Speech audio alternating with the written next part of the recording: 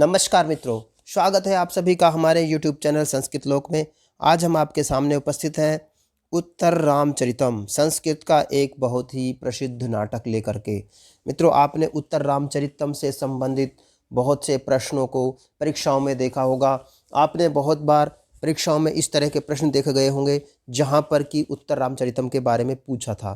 तो मित्रों, आज हम उपस्थित हैं आपके सामने उत्तर रामचरितम के बारे में सब कुछ लेकर के, चाहे वो प्रश्न है, उसका कथानक है, उसके लेखक का परिचय आदि, और हम साथ में आपके सामने उपस्थित करेंगे भवभूति का सामान्य परिचय।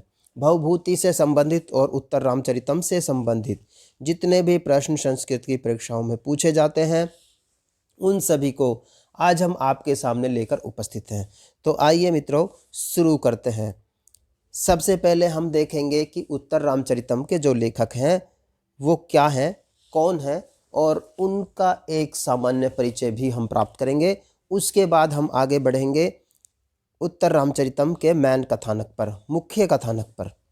तो देखिए, जैसे कि सबसे पहले हमने आपको बता दिया था कि उत्तर रामचरितम के लेखक हैं भवभूति, जिनका कि एक अपर नाम श्रीकंठ भी है। यानी कि आप ये समझ लीजिए कि श्रीकंठ उनका नाम है और भवभूति उनकी उपाधि है। ऐसे लोग कहते हैं कि उनका असली नाम श्रीकंठ ही था, बाद में उनको भवभूति की उपाधि दी गई तो उन्होंने स्वयं का नाम भवभूति लिखना शुरू कर दिया। तो आपको कहीं भी दोनों में से कुछ भी लिखा मिल जाए तो आप समझें ये दोनों ही एक नाम है। अगर कभी इनके माता पिता के बारे में पूछ लिया जाए तो आप बता सकते हैं कि इनके पिता का नाम नीलकंठ और माता का नाम जातुकर्णी। जातुकर्णी और नीलकंठ इनके माता पिता हैं। मित्रों, इन्होंने जो रचनाएं लिखी हैं वो 3 रचनाएं हैं। पहली है मालती माधवम, दूसरा महावीर चरितम और तीसरा उत्तर रामचरितम। ये तीनों कालक्रम की दृष्टि से भी हमने आपके सामने रखे हैं। यानी कि मालती माधवम को पहले लिखा गया, उसके बाद उत्तर महावीर चरितम, और अंत में उन्होंने उत्तर रामचरितम को लिखा। तो इस तरह से हमें ये तो पता चल गया कि उत्तर रामचरितम महाकवि भवभूति की अंतिम रचना है। अंतिम रचना होने से क्या होता है मित्रों, क्योंकि उन्होंने पहले और भी रचना कर ली है तो उनको पता होता है कि अब मैंने जो पहले रचनाएं की उसमें क्या कमी रह गई थी। तो अंतिम रचना आते आते इन्होंने इस रचना को सर्वश्रेष्ठ बनाया और इसमें इन्होंने साहित्यिक दृष्टि से ऐसे शब्दों का प्रयोग किया, ऐसी भाषा का प्रयोग किया कि जो सहृदय लोगों के मन में बसती चली गई। तो आइए अब ये जो इनकी अंतिम रचना है उत्तर रामचरितम, उसके बारे में फिर हम थोड़ा परिचय देखते हैं। उत्तर रामचरितम ये रामायण के उत्तर कांड की कथा है। अर्थात हमने देखा, हमने रामायण पढ़ी होगी, हमने रामायण को टीवी पर देखा होगा, या फिर हमने रामायण को दूसरी तरह से भी कई जगह उसकी चर्चाएं सुनी होंगी। लेकिन हम जितनी भी चर्चाएं सुनते हैं वो सभी राम के पूर्व जीवन के बारे में है। अर्थात उनके बचपन से लेकर के उनकी विवाह, उनकी पढ़ाई, उनके युद्ध और राजा बनने तक की सारी कहानियां हैं। और लगभग सभी कहानियां, सभी इनकी कथाएं जो राम से संबंधित हैं वो राम के राज्याभिषेक पर समाप्त हो जाती हैं। लेकिन महाकवि भवभूति ने अपने कथानक को उत्तरकांड का लिया है। अर्थात उन्होंने उस कथानक को तब का लिया है जब श्री राम राजा बन गए, उसके बाद की जो कहानी है वो उन्होंने वहाँ पर ली है। और उन्होंने 7 अंकों में इस सारी कथा को समेट दिया है। अर्थात भवभूति ने जो उत्तर रामचरितम लिखी है उसमें उन्होंने सारा कथानक 7 अंकों में इकट्ठा समेट दिया। मित्रों, अब यहाँ से हम एक तो ये याद रख सकते हैं कि आपसे कभी प्रश्न पूछा जाए परीक्षा में कि उत्तर रामचरितम में कितने कांड हैं या कितने अंक हैं, तो आप वहाँ बता सकते हो कि उत्तर रामचरितम में कुल 7 अंक हैं। कभी पूछा जाए कि उत्तर रामचरितम में कब की कथा वर्णित है, तो आप बताएंगे कि उसमें उत्तर कांड की कथा वर्णित है, यानी कि राम के जीवन के उत्तर काल की कथा वर्णित है। एक बहुत ही प्रसिद्ध उक्ति है, ये देखिए, उत्तर रामचरिते भवभूति ही विशिष्यते, कि भवभूति की विशेषता उत्तर रामचरितम के साथ है। भवभूति ने अन्य भी 2 पुस्तकें लिखी हैं जैसा कि हमने आपको बताया पहले, लेकिन उनकी जो विशेषता है वो उत्तर रामचरितम ही माना जाता है, क्योंकि जिस प्रौढ़ रचना, जिस प्रौढ़ भाषा का प्रयोग उन्होंने उत्तर रामचरितम में किया वो बाकी ग्रंथों में उससे कम भाषा देखने को मिलती है। इसके अलावा यह भी कहा जाता है कि कारुण्यम भवभूतिरेव तनुते, कि भवभूति करुणा में सर्वश्रेष्ठ दिखाई देते हैं। करुण रस ये इनकी सबसे प्रमुख विशेषता रही है मित्रों। देखिए, करुण रस का सर्वप्रथम प्रयोग भवभूति ने ही अपने ग्रंथ में किया। उससे पहले जितने भी महाकाव्य काव्य लिखे जाते थे उन सभी में या तो कवि सभी श्रृंगार रस का प्रयोग करते थे अथवा वीर रस का प्रयोग करते थे। ये सभी एक की धारणा थी कि महाकाव्यों में काव्यों में दो ही रसों का प्रमुख रूप से प्रयोग किया जाना चाहिए, चाहे वो श्रृंगार रस हो या फिर वीर रस हो। लेकिन भवभूति के आने के बाद भवभूति ने अपने ग्रंथ में करुण रस का सर्वाधिक प्रयोग किया। तो इस तरह से उन्होंने करुण रस को एक प्रमुख रस माना और उसके बाद अन्य कवियों ने भी करुण रस को प्रयोग करना शुरू किया। तो इसीलिए कहा जाता है कि कारुण्यम भवभूतिरेव तनुते, करुणता में भवभूति ही विशेष माने जाते हैं। अब एक प्रश्न कभी कभी पूछा जाता है कि उत्तर रामचरितम के गुप्तचर का नाम क्या था? तो उत्तर रामचरितम के गुप्तचर का नाम मित्रों दुर्मुख था। दुर्मुख आप उसका नाम था, उसको इसलिए भी शायद दुर्मुख नाम रखा होगा कवि ने क्योंकि उन्होंने अपने मुख से एक गलत बात, हालांकि वो सच बात थी लेकिन फिर भी वो अच्छी नहीं थी और उसका जो बाद में जो उसका परिणाम निकला वो भी बहुत एक खतरनाक तरीके से ही था। तो इस तरह से उनको दुर्मुख की उपाधि दी गई। उत्तर रामचरितम के गुप्तचर कौन थे पूछा जाए तो आप बताइए, दुर्मुख के गुप्तचर थे। अब हम देखते हैं पूरे उत्तर रामचरितम में क्या कथा वर्णित की गई है। उत्तर रामचरितम में जो कथा वर्णित की गई है वो क्या है, अंकवार हम देखेंगे। इसके सभी 7 अंकों को हम देखेंगे तो उससे क्या होगा मित्रों, एक तो आपको ये पता चल जाएगा कि प्रत्येक अंक में क्या कथा वर्णित है। दूसरा, आपको ये भी पता चल जाएगा कि किस अंक का क्या नाम है, क्योंकि हम सभी अंकों के नाम साथ साथ में लेके चलेंगे। और ये प्रश्न बहुत बार पूछे जाते हैं, पूछ लिया जाता है कि उत्तर रामचरितम के प्रथम अंक का नाम क्या है, चतुर्थ अंक का नाम क्या है, तृतीय अंक का, किसी भी अंक का पूछ सकते हैं। तो देखिए, अभी हम यहाँ पर सभी अंकों के नाम भी साथ में लेके चलेंगे। सबसे पहले जहाँ से उत्तर रामचरित शुरू तो होता है मित्रों, तो वहाँ पर प्रथम अंक में जिसका नाम की चित्र दर्शन है, उसमें चित्र के दर्शन होते हैं मित्रों। कथा शुरू होती है जब राम का राज्याभिषेक हो चुका है, सभी अतिथि वापस जाने शुरू हो चुके हैं। देखिए, हमने पहला पॉइंट ही लिया है, लंका से लौटे राम का अभिषेक, कि वहाँ पर राम का अभिषेक हुआ और अभिषेक के बाद सभी लोग अपने अपने घरों को जा रहे थे। रिश्तेदार चले गए, सभी संबंधी चले गए, सभी मित्र चले गए, जिन लोगों ने उनका लंका में साथ दिया था वो भी चले गए और अंत में राम और उनका परिवार या बहुत ही जो नज़दीकी लोग हैं वो बच गए। तो उसके बाद श्री रामचंद्र जी सीता को चित्रशाला के दर्शन कराना चाहते हैं। चित्रशाला आप समझ सकते हैं, वहाँ पर उसको चित्रवीथी नाम दिया गया है। आप एक इस तरह से समझ सकते हैं जैसे आजकल एल्बम होते हैं, उस टाइम के किसी भी चित्रकार ने एक चित्रवीथी बनाई जिसमें उन्होंने बहुत सारे चित्र बनाए, रामचंद्र के बचपन से लेकर के रामचंद्र की जवानी तक, रामचंद्र के विवाह से लेकर के रामचंद्र के राज्याभिषेक, युद्ध, सभी चीज़ें उसमें वर्णित की गई। तो वो जो चित्रवीथी थी वो रामचंद्र जी श्री सीता जी को दिखाना चाहते हैं। और इसके लिए वो दिखाना क्यों चाहते हैं, क्योंकि सीता जी जो है उस समय गर्भिणी है और गुरुजनों ने आदेश दिया है कि श्री रामचंद्र जी को सीता जी का हर तरह से मनोरंजन करना चाहिए।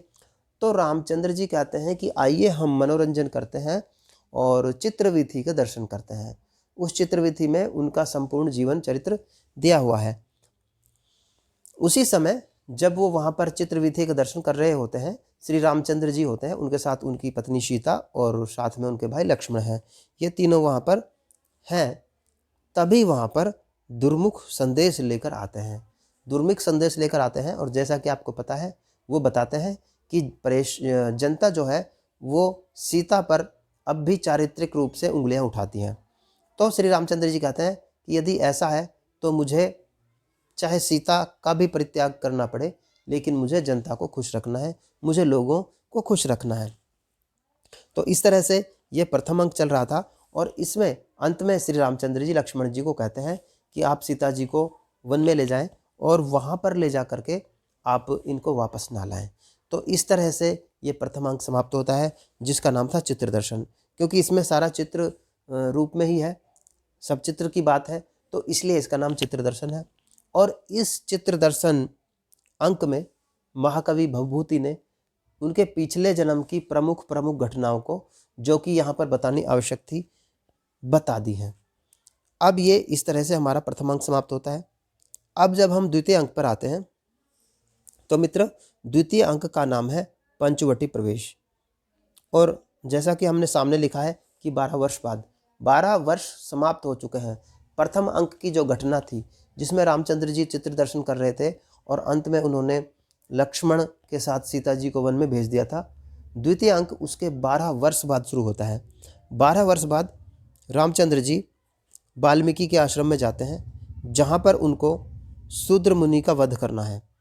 देखिए, एक शूद्र मुनि थे और वो तपस्या कर रहे थे और उनके कारण किसी ब्राह्मण के पुत्र का वध हो गया था। तो उसके लिए श्री रामचंद्र जी उसका वध करने के लिए, अर्थात शूद्र मुनि का वध करने के लिए वाल्मीकि के आश्रम में गए थे और वहीं पर उन्होंने पंचवटी में प्रवेश किया था। तो इसलिए इसका नाम पंचवटी प्रवेश रखा गया है। तो इसमें सबसे पहले रामचंद्र जी वाल्मीकि आश्रम में प्रवेश करते हैं। उसके बाद इसमें लवकुश के जन्म की भी कथा वर्णित की गई है कि किस तरह से लवकुश का जन्म हुआ था और वो वाल्मीकि के आश्रम में पले बड़े थे। शूद्र मुनि के वध हेतु राम का आगमन होता है, ये तो हमने आपको पहले बता ही दिया है। इसके अलावा इस अंक में राम द्वारा अश्वमेध यज्ञ के लिए प्रस्तुत होना, ये भी बतलाया गया है कि किस तरह से श्री रामचंद्र जी एक अश्वमेध यज्ञ कर रहे हैं, जिसके लिए उन्होंने एक घोड़ा छोड़ा है।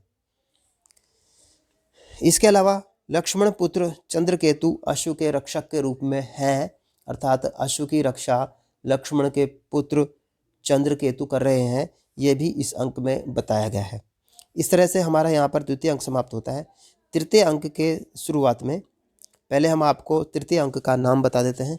तृतीय अंक का नाम छायांक है और ये एक बहुत ही महत्वपूर्ण स्थान रखता है और इसके बारे में परीक्षाओं में बहुत बार प्रश्न पूछे गए हैं। पूछ ही लिया जाता है, सीधा ही पूछ लिया जाता है कई बार कि उत्तर रामचरितम के तृतीय अंक का नाम क्या है। तो आपको बताना है कि उसका अंक का नाम है छायांक। या ये भी पूछ लिया जाता है कि उत्तर रामचरितम में जो छायांक है वो कौन सा अंक है, द्वितीय है, तृतीय है, चतुर्थ है या पंचम है। तो आप याद रखें, उत्तर रामचरितम में छायांक तृतीय अंक का नाम है। अब ये तृतीय अंक का नाम छायांक क्यों है, इसका एक प्रमुख कारण है, क्योंकि जब श्री रामचंद्र जी वहाँ पर आए, पंचवटी में आए, तो वहाँ पर सीता जी छाया के रूप में, अर्थात एक इस तरह से रूप में उनके साथ रही कि वो किसी को दिखाई नहीं दे रही थी। सीता जी को ये वरदान मिला हुआ था कि आप रामचंद्र के साथ रहने के बावजूद भी किसी को नहीं दिखाई देंगी। तो वो छाया के रूप में रही थी, इसीलिए इस अंक का नाम छाया अंक है। और ये अपने आप में एक अनूठे तरह का प्रयोग उस समय महाकवि भवभूति ने किया था। तमसा व मुरला नामक नदी देवता तथा वन देवता वासंती से लवकुश विषयक बात सुनकर रामचंद्र जी मूर्छित हो जाते हैं। इस अंक में जब तमसा और मुरला नदियाँ और उनके साथ साथ नदी देवता जिसका नाम कि वन देवता वासंती है, वो लवकुश के विषय में बात कर रही है, उनकी बातों को सुन करके रामचंद्र जी को इतना दुख होता है, वो इतने द्रवित हो जाते हैं कि वो वहीं पर मूर्छित बेहोश हो जाते हैं। जब वो बेहोश हो जाते हैं तो वहीं पर सीता जी होती हैं, वो उनको देखकर द्रवित हो जाती है और वो उनको होश में लाने का प्रयास करती हैं। होश में वो जब वो लाती हैं तो वो उस समय छाया के रूप में होती हैं। और जैसा कि हमने आपको पहले बताया था कि इसका नाम छायांक इसीलिए है क्योंकि सीता जी उसमें छाया के रूप में वहाँ पर विद्यमान थी।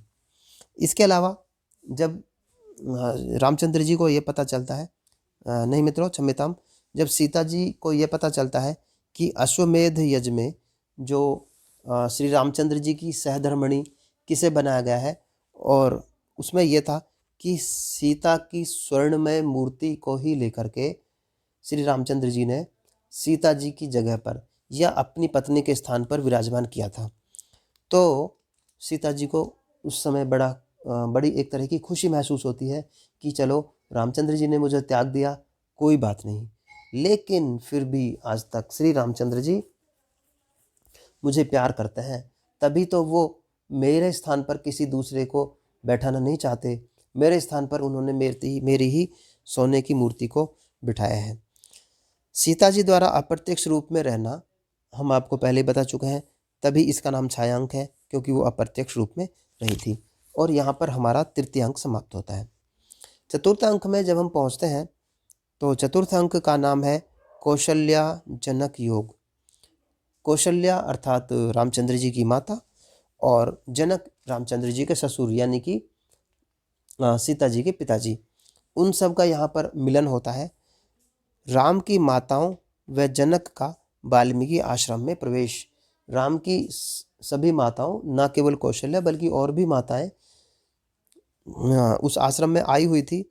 इसके अलावा जनक जो कि सीता जी के पिताजी थे वो भी वहाँ पर थे, और उन सब का आपस में मिलन होता है, और वो एक दूसरे से अपनी बातें कहते हैं और एक दूसरे को उल्हाने भी देते हैं। इसके अलावा इसी अंक में राम के अश्व को लवकुश द्वारा पकड़ा जाना भी यहाँ पर वर्णित किया गया है। इसकी यहाँ तक कथा थी। अब जब हम 5वें अंक में आते हैं जिसका नाम कि कुमार विक्रम है, कुमारों का विक्रम, कुमारों का शौर्य, कुमारों की एक तरह से कह सकते हैं वीरता। तो उसमें 5वें अंक में क्या होता है कि चंद्रकेतु व लव का संभाषण हो जाता है, क्योंकि हम आपको पहले बता चुके हैं कि चंद्रकेतु वहाँ पर अश्व के रक्षक के रूप में थे। अश्वमेध जो यज्ञ हो रहा था वहाँ पर अश्व रक्षक के रूप में चंद्रकेतु जो कि लक्ष्मण के पुत्र हैं वो वहाँ पर विद्यमान थे, और लव जो कि जिसने कि घोड़े को पकड़ा था, उन दोनों का यहाँ पर आपस में संभाषण होता है और वो एक दूसरे को वीरता भरी बातें कहते हैं। उसके बाद दोनों में भीषण युद्ध शुरू हो जाता है और लव वहाँ पर जृंभकास्त्र का प्रयोग कर देता है। जृंभकास्त्र एक इस तरह का अस्त्र होता है जिसको छोड़ने के बाद कि विपक्षी सेनाएं जमाई लेने लगती हैं और उनको नींद आने लगती है, और वो आप कह सकते हो कि एक तरह से वो मूर्छित हो जाते हैं। तो यहाँ पर जृंभकास्त्र का प्रयोग किसने किया था? इसका प्रयोग किया था लव ने। तो इससे एक ये चीज़ विदित होती है, क्योंकि श्री रामचंद्र जी के पुत्र ही केवल जृंभकास्त्र का प्रयोग कर सकते थे।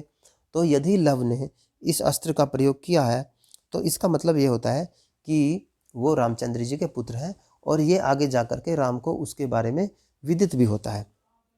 यहाँ पर हमारा 5वां अंक समाप्त होता है। जब हम 6वें अंक में प्रवेश करते हैं तो 6वें अंक का नाम है कुमार प्रत्यभिज्ञान, यानी कि कुमारों के बारे में पहचान, कुमारों की अच्छी तरह से पहचान होना। यहाँ पर जब अंक शुरू होता है तो वहाँ पर लव और चंद्रकेतु उन दोनों का युद्ध हो रहा है। राम आकर के युद्ध को बंद कराते हैं, वो लव और कुश को पहचान लेते हैं और चंद्रकेतु को पहचान लेते हैं। तो राम आकर के वहाँ पर युद्ध को बंद करा देते हैं और श्री राम उन कुमारों को पहचान लेते हैं। जैसे कि हमने आपको पहले बताया था कि जृंभकास्त्र केवल वही प्रयोग कर सकता था जो राम का पुत्र हो, और राम ने ही ये वरदान दिया था। तो इस तरह से यहाँ पर श्री रामचंद्र जी उन कुमारों को पहचान लेते हैं, और इसीलिए इस अंक का नाम कुमार प्रत्यभिज्ञान है मित्रों। अंतिम अंक जो कि 7वां अंक है, इसका नाम है सम्मेलन, अर्थात यहाँ पर सभी लोग आपस में मिल जाते हैं, और इसी को गर्भांक भी कहते हैं। अभी गर्भांक का मतलब क्या होता है कि जिसमें गर्भ नाटक की योजना की जाए। एक नाटक जो हमारा चल रहा है उत्तर रामचरित, उसके अंदर यदि पात्र नाटक करते हैं, अर्थात नाटक के अंदर जो नाटक किया जाता है उसी को गर्भ नाटक कहा जाता है। और क्योंकि इस नाटक के इस अंक के अंदर वो गर्भ नाटक है, तो इसलिए इस अंक का नाम गर्भांक कहा जाता है। उसका नाम तो मित्रों सम्मेलन अंक है, लेकिन इसको गर्भांक भी कहा जाता है। तो इसमें क्या है कि वाल्मीकि आश्रम में गर्भ नाटक की योजना की जा रही है। वाल्मीकि जो आश्रम था, वहाँ पर अप्सराएं मिलकर के और कुछ लोग मिलकर के गर्भ नाटक की योजना बना रहे थे। इस नाटक में गंगा व पृथ्वी द्वारा सीता को निर्दोष सिद्ध किया जा रहा है। यहाँ पर सीता को ये दिखाया जाता है कि सीता का वहाँ पर कोई दोष नहीं था और सीता को निर्दोष होने के बावजूद भी सजा दी गई है। लव कुश की राम के पुत्र के रूप में यहाँ पर पहचान हो जाती है, क्योंकि अंत में जो कथा होती है वो दिखाती है कि लव कुश ही राम के पुत्र हैं, और इस तरह से अंत में आकर भरत वाक्य से इस नाटक का पर्यवसान हो जाता है, अर्थात इस नाटक की समाप्ति हो जाती है मित्रों। तो मित्रों ये इस तरह से हमने देखा कि उत्तर रामचरितम नाटक का जो कथानक है वो पूरी तरह से राम के उत्तर जीवन के बारे में ही था, यानी कि उनका जीवन का जो उत्तर काल है उसके बारे में ही ये सारा नाटक था मित्रों। और इस नाटक को इसलिए विशेष रूप से देखा जाता है, जैसे कि हमने आपको पहले बताया, क्योंकि इसी नाटक में प्रथमतया करुण रस का प्रयोग किया गया था। यदि आप इस नाटक को पढ़ेंगे तो आप देखेंगे कि इसमें श्री रामचंद्र जी बहुत ज़्यादा दुखी हो जाते हैं, श्री रामचंद्र जी मूर्छित हो जाते हैं, सीता जी भी बहुत द्रवित होती हैं, राम की माताएं, राम के ससुर जनक जी, सभी लोग द्रवित होते हैं, दुखी रहते हैं। तो इसीलिए यहाँ पर ये नाटक एक विशेष रूप से पहचान बनाता है मित्रों। तो मित्रों इस तरह से हम आज यहाँ पर आपके सामने लेकर आए थे उत्तर रामचरितम का पूरा परिचय। मित्रों ये हमारा संस्कृत चैनल है जिसका नाम संस्कृत लोक है। अगर आपको संस्कृत की तैयारियां करनी है, संस्कृत से संबंधित परीक्षाओं की तैयारी कर रहे हैं, तो आप हमारे संस्कृत लोक चैनल को सब्सक्राइब कर लें। आप हमारे वीडियो को लाइक कर दें, और इसके अलावा यदि आपकी कोई क्वेरी है तो आप हमें कमेंट कर सकते हैं। जल्द ही मिलेंगे मित्रों किसी नई वीडियो के साथ। तब तक के लिए नमस्कार, धन्यवाद मित्रों।